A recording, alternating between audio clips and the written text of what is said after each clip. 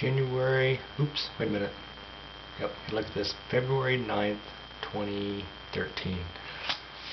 Two things I'm going to talk about today. Let's talk about the snowstorm in the east. Blizzard, a couple of feet, some places at 30 inches.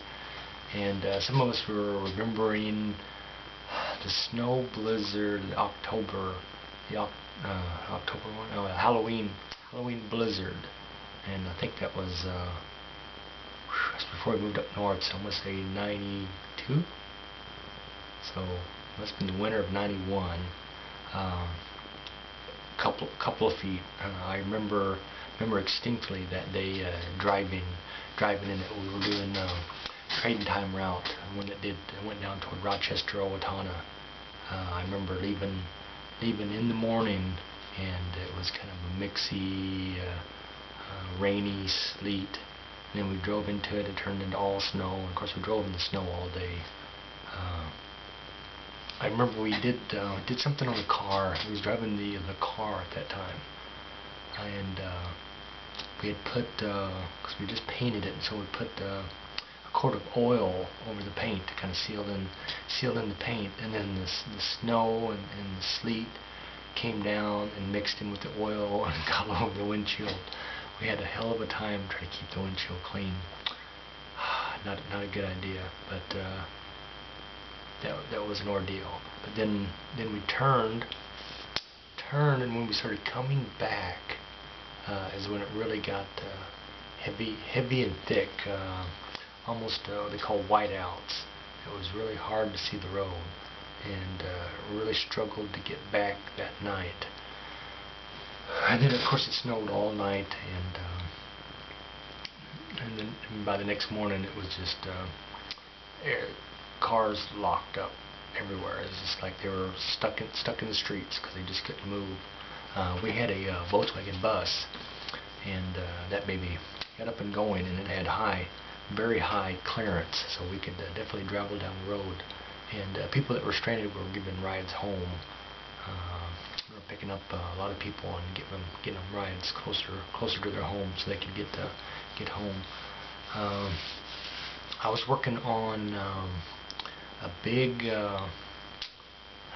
rental, not a rental truck, but one of the places that we was delivering for. Besides the trading time, we always did delivery jobs, but I was a phone book place, and one of the I commissioned to work on one of their big haulers that they hauled, pallets of books. I don't know what to call it, but it's like a big moving van. Someone had got too close and clipped the end, one of the front corners, and caved it in. So for a couple $1,000 we fixed it up for them. I remember we completely stripped back about 4 feet, and instead of putting just metal back inside, we put clear kind of fiberglass roofing sheeting, so it let light in, which was pretty cool. We did a good job. But in the process, because we had it all peeled back at that time, and we threw some cardboard or something over it, tarp, but it had snowed so much it had caved in, so all that had come inside the back of the thing, and I remember having to scoop that out. It was also parked on the street, so we had to move it because the snow, when it got clear enough that they was doing the snow plowing, we had to move it off the street, and that wasn't easy to get it that big because it was a monster. It was a big monster of a truck to get it moved around the corner into the alley and get it off the street. But yep, that was our 2-foot snow. I don't remember how much it snowed that year, but I'll look it up and talk about it later. But that was quite an ordeal. Everybody remembers that Halloween. That's when snow came early, and it stayed. That's what I remember the roads, because you had the sleet stuff, and then the snow on top of that, and then it froze. It got real cold, so all that stuff compacted, and there was about that much layer of solid ice on the road for months after that. It took so forever for that stuff to finally warm up enough that they started to break up. But I mean, that whole winter was just horrible driving on the roads because that stuff froze to the cold came in and it just heaved, just kind of sealed itself to the road. So yeah, it can be challenging. I know we're supposed to get like 4 to 6 inches this weekend. So tomorrow, probably be talking about it again, snow. But good thing I don't have to work the next couple of days. So because I remember I was telling one customer it snowed last year. It snowed quite a bit, and one of the times I was out working and it snowed, it was like a new connect, so I had to run all the new cable up to the house and in the house. And by the time I got ready to leave, they had to come out and help push the Comcast van to get it going, to get me away from the curb, because I was stuck. You know, luckily I brought the shovel, but even shoveling out, it was too much to move. But they came out and pushed me out and got me going. And once I got going, it's like, you know, don't stop till you get home. So that's what I did. Another thing I was going to talk about was the washer went down today. We was looking for getting a new dryer. We have a electrical dryer, and we wanted to get a gas dryer because we got gas pipes in the laundry room, and get that hooked up. The reasoning is because we moved in, all we had was electrical dryer, and there was a electrical line ran out to the garage. It was probably for welding, because it was the big 40 amp service, a big thick electrical going all the way out to the garage.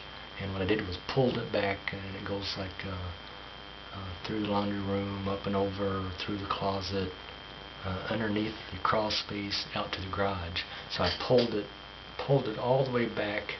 It ran through the laundry, pulled it all the way back into the laundry, and ran it down and hooked up our dryer, which has been good. But I want to get the gas dryer, and then I can run back out to the garage and then tie into it and then run it out to the shop. We got a big like 30 by 60 shop sitting out back with just walls and a floor, so it really has nothing been done to it yet.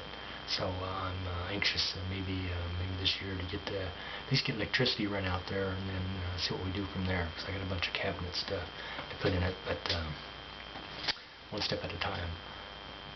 So now since we got the truck back, and we're all celebrating, ooh, we got the truck back after 2 years. I mean, when we loaned it to somebody, thought we'd never see it again, and finally he got back up on his feet and got a decent vehicle, and we got our truck back. So the son starts driving, and it's going to be his. He wanted a truck, he's got a truck. Other than that, happy to get our truck back. That way we can at least pick up a new washer and dryer. We'll have to buy a nice set now. We was just going to buy the dryer, but now we're going to need the washer. We took it apart tonight and looked at it, because it's the fix-it man here, and something broke, and there's like 3 plastic pieces and a round rubbery thing that fell apart laying underneath it. So it's not repairable. It's not a belt. It drained the water, but it's not spin to wash the clothes no more. So bye washer, hello new washer and dryer. Other than that, I'm gonna leave you with this song from Sammy Davis Jr. He was very popular in the 70s. He was part of the Rat Pack. What was it? Frank Sinatra, Dean Martin, Sammy Davis, and there was another one. There was like 4 of them that did Vegas shows a lot. It's called the Rat Pack. But he had a song in the 70s, I think it's in 1972, The Candy Man, and it was very popular, and anybody from that time would remember the Candy Man can. Anybody can mixes it with sugar and makes the world taste good. But he's the Candy Man, now I'm the Fix-It Man. So if anybody can fix it, I can. So I'll leave you with this one. It's called The Candy Man from Sammy Davis Jr. And back when they had plaid. Good.